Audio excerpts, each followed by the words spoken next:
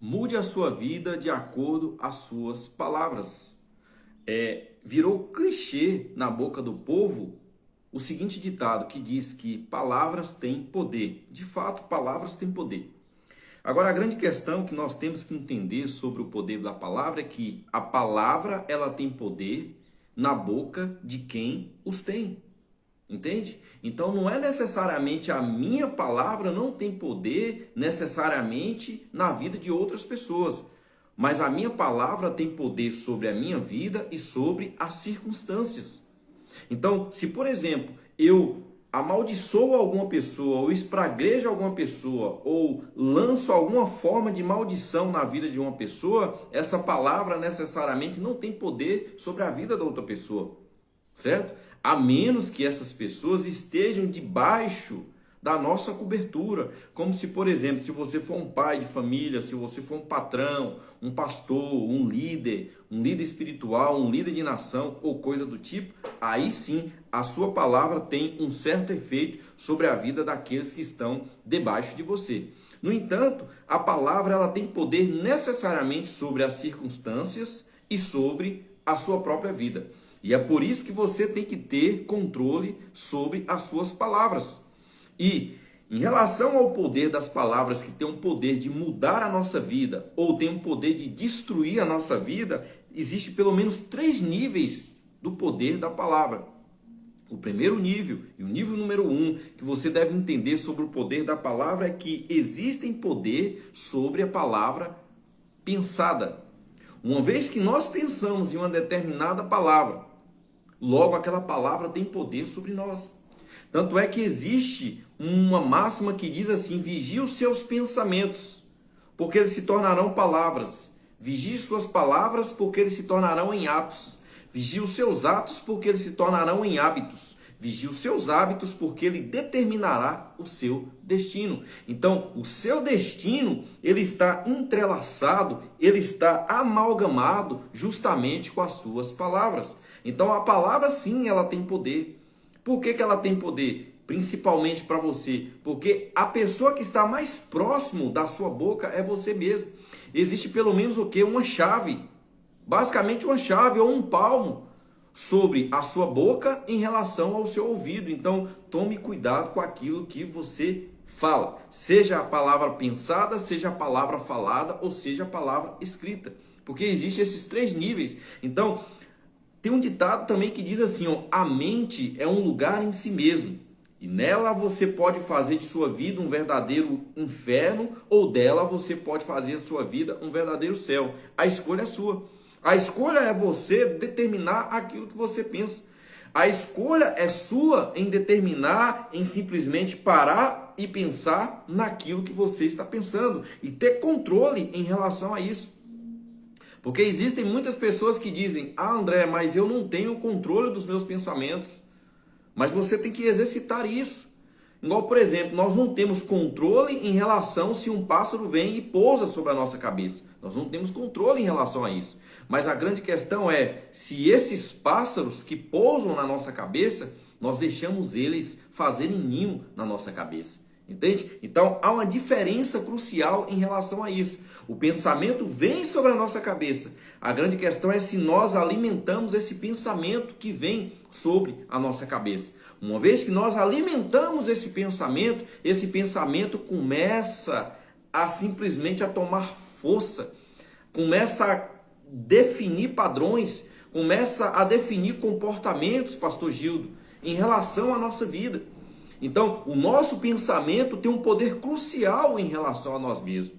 Tanto é que, quando nós olhamos para a fé cristã, o apóstolo Paulo ele diz o seguinte, ó, que nós devemos primeiramente vigiar a nossa mente, a nossa vida, os nossos pensamentos. Ele fala lá em Romanos: rogo-vos pelas misericórdias de Deus que apresentei o vosso corpo como sacrifício vivo, santo e agradável a Deus. E não vos conformeis com esses séculos, mas sejais renovados, sejais transformados pela renovação da vossa mente. Então, a nossa postura, a nossa vida, ela é mudada a partir daquilo que a gente pensa. A partir das palavras que vêm na nossa mente. Entende? Então, uma vez que eu me encho de palavras certas, de palavras sadias, de palavras sensatas, logo a minha vida muda. Logo os meus pensamentos mudam. Logo eu me transformo em uma outra pessoa. Então, o apóstolo Paulo, ele mesmo enfatiza que o homem interior, ele vai se renovando a cada dia, de maneira que o homem exterior vai morrendo a cada dia também. Então, existe uma briga entre você e você mesmo. Por quê? Porque existe uma militância entre aquilo que de fato Deus planejou e projetou para a sua vida, que nós chamamos de propósito de vida, e em relação àquilo que o sistema impõe, em relação onde a vontade humana, a nossa carne impõe. Entende? Porque muitas das vezes nós estamos inclinados para o erro. Nós estamos inclinados para aquilo que não tem fruto, que não tem proveito. Mas se você inclinar a sua mente para aquilo que é saudável, para aquilo que é sadio, para aquilo que é, igual o apóstolo Paulo diz assim, olha, e tudo que é de boa fama, e tudo que é de boa fé, e tudo que é elevado os seus pensamentos, nisso pensais. Por quê? Porque é isso que agrada o próprio Deus, e é isso que vai trazer vida para você. Então, uma vez que você pensa em coisas boas, logo o seu padrão de vida, o seu comportamento começa a ser mudado, moldado, e daqui a pouco coisas boas, coisas extraordinárias acontecerão sobre a sua vida. Beleza? O segundo nível é o nível de palavras escritas. Palavras escritas têm poder. Existe um texto lá em Abacuque 2:2 que a Bíblia fala que Abacuque ele estava sentado na beira da cidade clamando e se lamentando. Ai meu Deus, a cidade está assim. Ai meu Deus, o rei está assim. Ai, a calamidade está assim. Ai, a plantação está assim. Ele começa o texto falando de muitos ais. Talvez você que está me ouvindo está com muita queixa da vida. Está com muito ais da vida.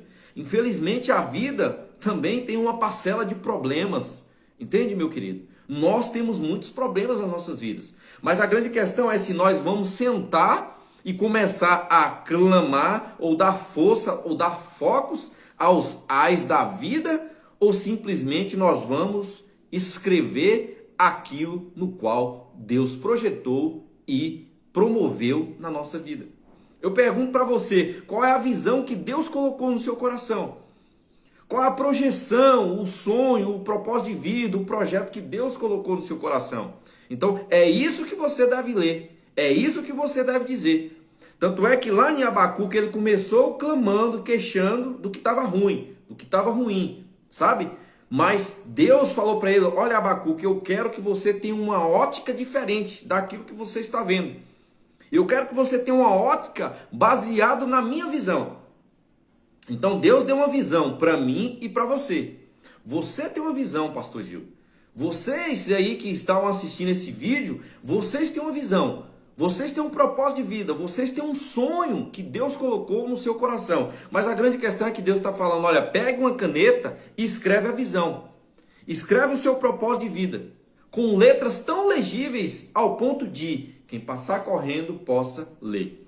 O seu propósito de vida tem que estar tão nítido para você que você vai sufocar os problemas.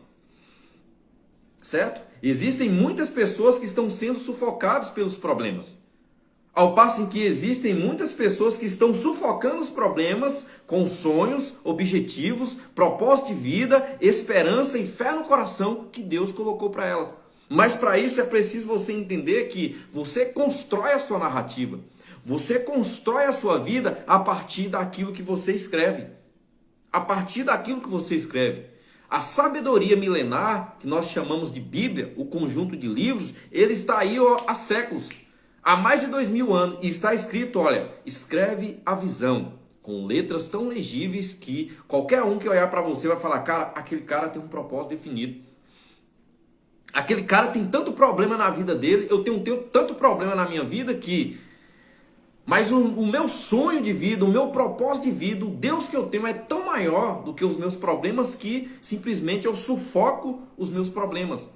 Eu, particularmente, quando eu tenho um problema, eu procuro os meus conselheiros. Eu procuro as pessoas de confiança que Deus colocou na minha vida, que inclusive o pastor Gildo é uma delas, para simplesmente eu Conversar sobre o assunto, conversar sobre o problema para que a pessoa ajuda eu a pensar, a eu ter uma ótica espiritual acerca do problema, para que eu, por fim, venha pisar em cima desse problema. Para que, por fim, eu venha me sobressair ao problema e olhar com uma visão espiritual, sabendo que todas as coisas estão cooperando para o meu bem. Assim também, tudo está cooperando para o seu bem. Independentemente do que você está vivendo, independentemente do que você está passando, independentemente de onde você esteja, tudo está cooperando para o seu bem. Você deve entender que o que você está vivendo não é necessariamente o final da sua vida, a sua trajetória, é simplesmente um estágio da sua vida.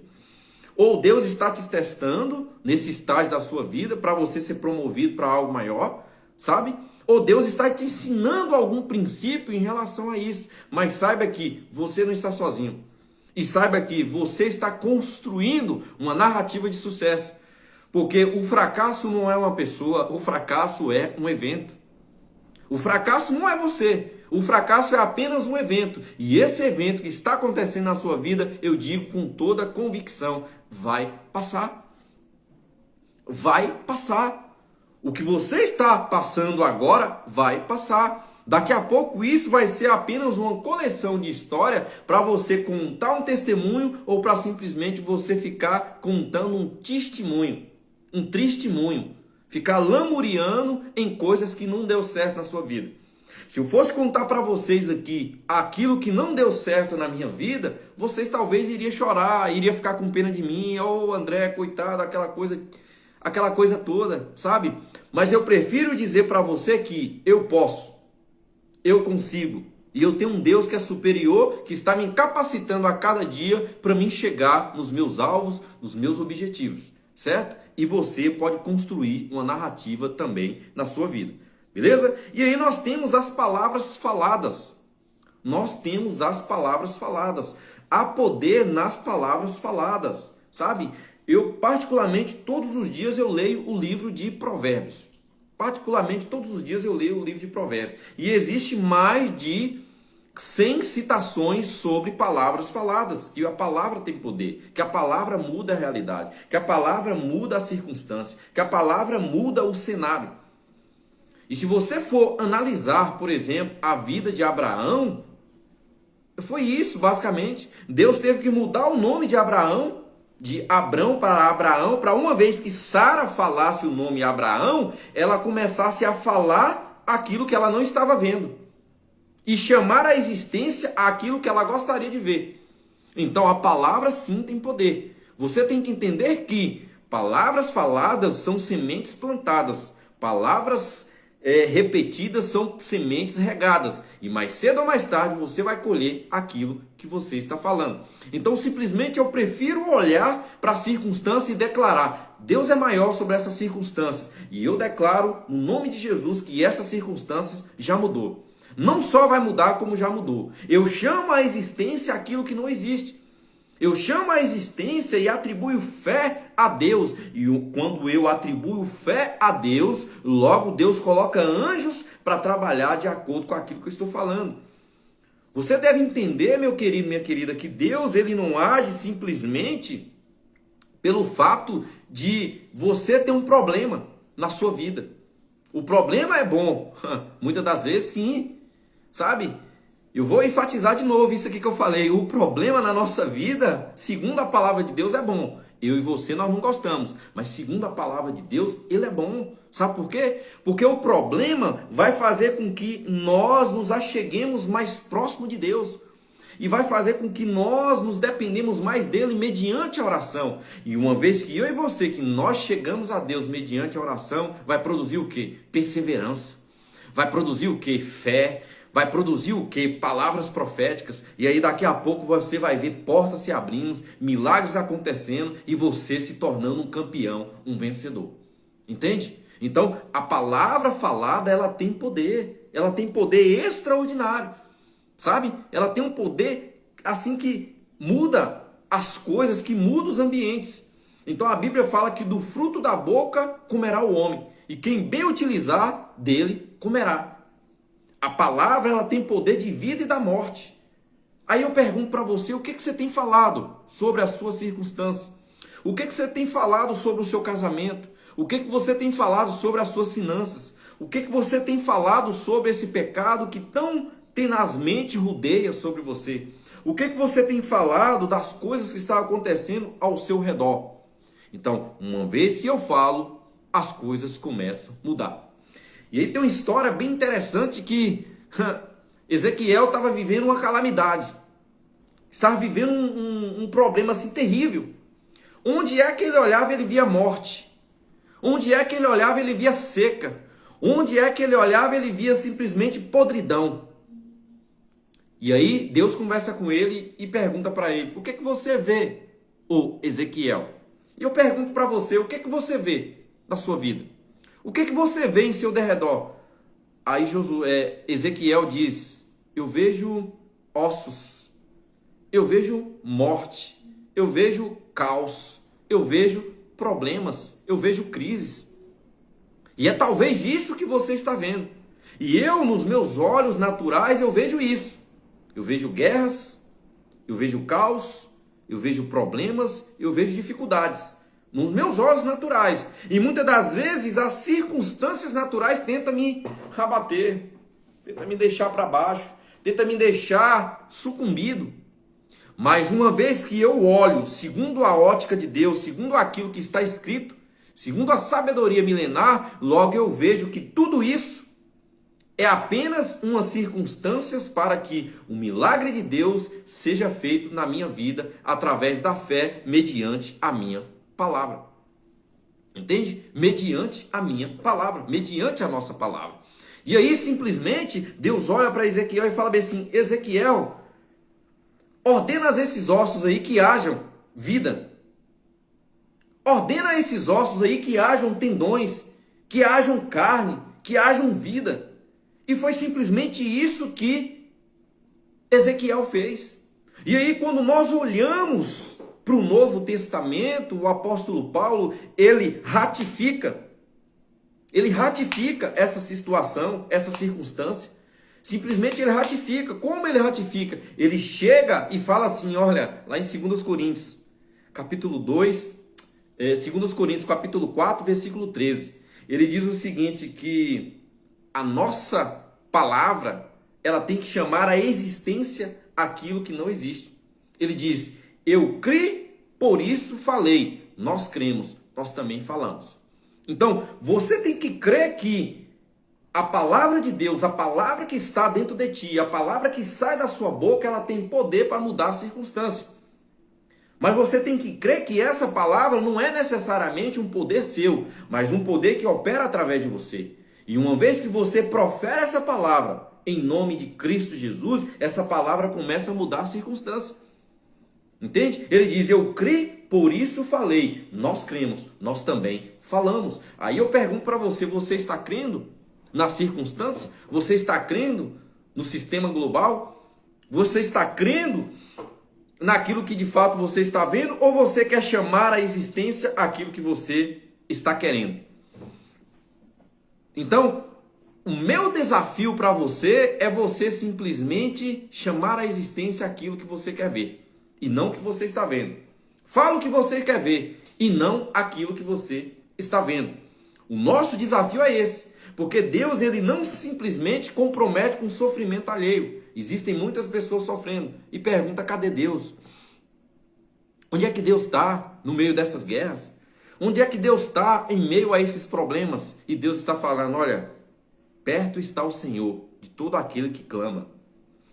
Perto está o Senhor de todo aquele que invoca de todo o coração. Deus quer fazer-se forte no coração daqueles que buscam o Senhor. E eu pergunto a você, no meio das crises, você tem corrido de Deus? Você tem culpado a Deus pelos problemas que você tem? Ou você simplesmente tem levado para Ele os problemas que você tem para que Ele possa resolver mediante a fé que você tem e mediante a palavra que você profere? Eu criei, por isso falei. Nós cremos, nós também falamos. Então viva, meu querido, minha querida, de acordo com esses princípios e você vai ver que coisas extraordinárias vai acontecer na sua vida.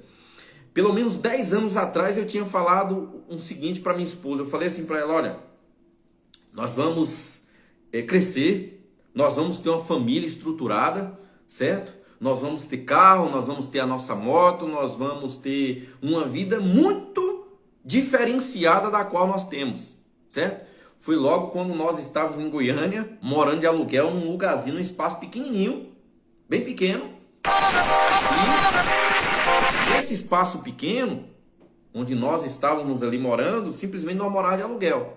Então, basicamente, a gente vivia ali para pagar aluguel e para comer. E eu lembro que a minha esposa até questionava assim, mas André, como é que nós vamos ter essas coisas, sendo que nós estamos aqui, nós não temos influência, nós não temos parentesco, nós não temos ninguém para fazer por nós e tal. Mas foi por causa de uma palavra. Eu ouvi uma pregadora chamada Joyce Meyer, ela falando sobre o poder da palavra, sobre a palavra falada. E eu simplesmente comecei a dizer. Então, talvez você olhe para mim e não vê uma realidade tão plausível, tão grande, tão extraordinária. Porque talvez você não conheceu a minha realidade lá atrás. Então, quem me conheceu lá atrás, quem nos conheceu lá atrás, para olhar para a gente, eles olham de binóculo. Por quê? Porque tão distante a gente está, de onde a gente estava para onde a gente está. E eu digo uma coisa para você, isso, meu querido, minha querida, relacionamento com Deus, o poder da palavra. André, mas você não é santinho assim não, eu sei o que você fez no verão passado, eu sei os seus tropeços e tal, não tem nenhum problema, querido, você saber. Eu vou dizer uma coisa para você também, que talvez você não saiba, Deus também sabe, e Deus não foi pego de surpresa. E outra, talvez você tenha passado pelos tropeços que talvez eu passei também, mas eu quero dizer uma coisa para você, Deus não consulta o seu passado para abençoar o seu futuro. O seu futuro já está escrito, já está abençoado. Basta simplesmente você crer e declarar isso na sua vida. Porque uma vez que você acredita com o seu coração e declara isso na sua vida, as circunstâncias vão mudando. Entende? Porque Deus é quem te justifica. É Deus quem faz as coisas acontecerem na sua vida. É Deus que faz a transformação na sua vida. Então o desafio que eu faço para você, meu querido, minha querida, não olhe para as circunstâncias. Olhe para aquilo que você pensa. Não olhe para as circunstâncias. Olhe para aquilo que você lê. Não olhe para as circunstâncias. Olhe para aquilo que você fala. Porque uma vez que você muda o seu pensamento, uma vez que você muda o que você pensa, o que está no seu coração, uma vez que você muda a sua palavra, é inevitável as circunstâncias serem mudadas. É inevitável. Coisas começam a acontecer. Uma vez que você dobra o seu joelho no chão e fala com Deus que você não aceita essa situação, essa circunstância na sua vida, que você começa a ter um propósito ali com Deus, eu digo algo para você, as coisas vão começar a apertar. As coisas de ruim vai piorar um pouco. Ou talvez um pouco mais, sabe para quê? Para gerar pressão na sua vida. Mas quanto mais pressão gerar na sua vida, mais fé você vai ter. Mais palavras positivas você vai ter, porque a fé ela é positiva. E aí você vai ver milagres extraordinários acontecendo na sua vida. E as pessoas olharão e dirão para você, como ele fez isso? As pessoas olharão e falarão assim, cara, pastor Gildo, como você se tornou um pastor extraordinário que você é? Quem era você lá atrás? Vai olhar para você e falar, Bruna, pelo amor de Deus, como você estava lá atrás? Eu lembro, você estava com tanto problema assim e tal, tal. E vai olhar para você que está me assistindo e dizer, cara, eu lembro o tanto de problema que você tinha, mas como é que você está aqui? Como que você fez isso? E eu estou te dando o como aqui, querido. O como é simplesmente você mudar a sua atitude, essa atitude mental e a atitude das palavras. E aí já vai uma dica para você, igual por exemplo aqui, ó.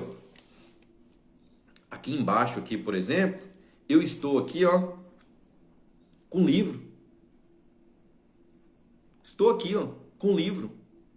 E onde quer que eu vou, eu levo um livro. Eu carrego um livro comigo, seja em PDF, seja um livro físico, que eu gosto mais de livro físico, ou a própria palavra de Deus ali no celular, onde eu vou lendo diariamente.